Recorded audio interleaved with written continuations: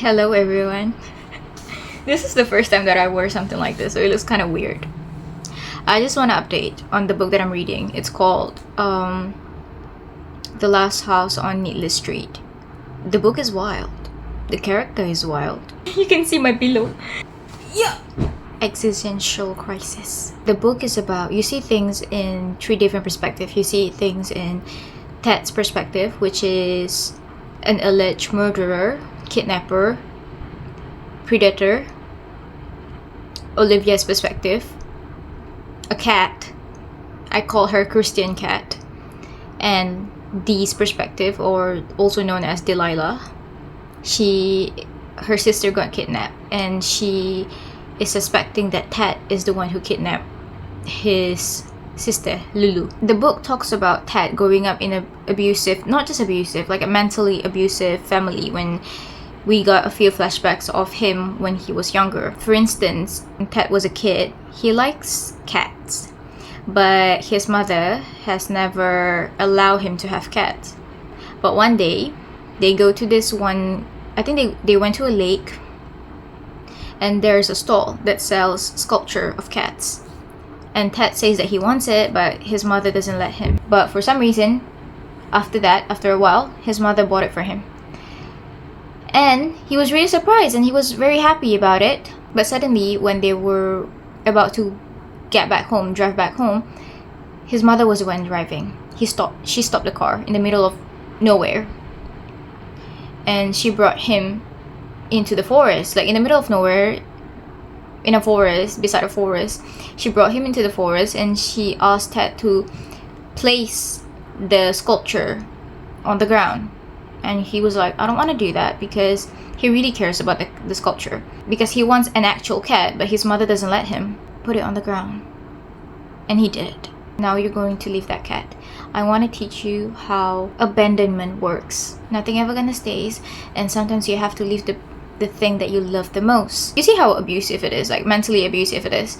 His mother is trying to sugarcoat it as something like a teaching lesson, like a parenting stuff. But honestly, it's just mental abuse, because Ted was crying after that, because that's such a cruel thing to do to a kid. So we get a little bit of Ted's backstory, but we still haven't got to the part where how did he become an alleged murderer. Ted's house is just a few walking distance from the lake that Lulu went missing. The police searched up his house, but they didn't find anything. But Delilah does not believe it, and she doesn't want to let it go. But did he actually kidnap Lulu, Delilah's sister? We are not sure about that.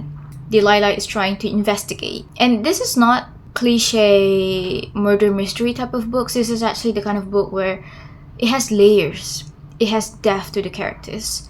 It makes you question what's going to happen after this. It just feels like every page has its own uniqueness. And I okay, that's a very cheesy thing to say, but it's just not cliche. I've read a lot of books before this, and the story can get quite predictable.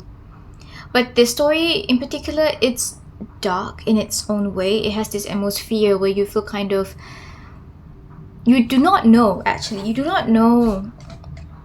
if Ted is a good person or not, because you see things in Ted's perspective, and you see things in Olivia's perspective, Ted's cat. But when Delilah entered his life, Delilah introduced herself. Remember when I said in the last video, Delilah introduced herself to Ted as his neighbor, and she actually got into Ted's house. But the lighting is quite not sure if you can see. It seems like her perspective is different from what Ted told us. From Ted's perspective, she saw that there's 2 freezers in Ted's house. And when he asked Ted about it, he said that, one of the freezer is for his cat Olivia, because his cat likes to rest in the freezer. The thing is, when Dee peek into the freezer, there's a blanket, there's also pillows, and there's peepholes.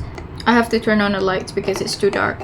There's pillows, there's blankets, there's peepholes, but there's also strands of hair, like brown hair. And it doesn't look like it belonged to a cat.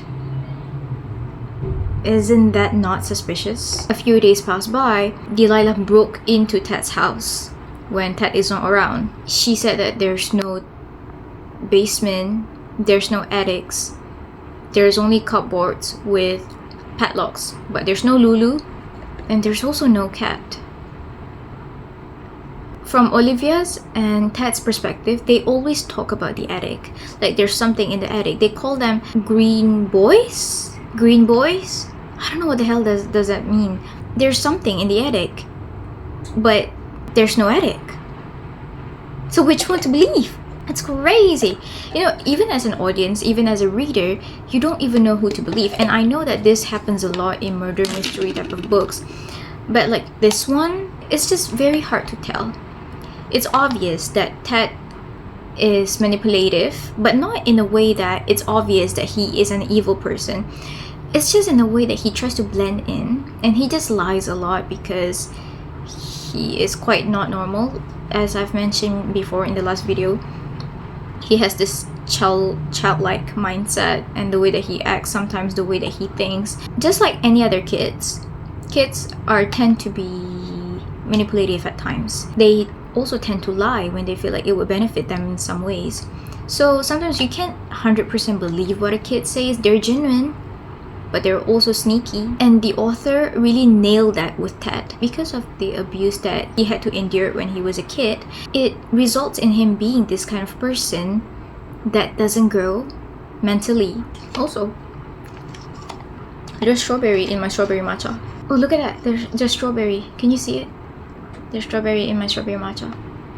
That's really nice. I never have an actual strawberry in my strawberry matcha.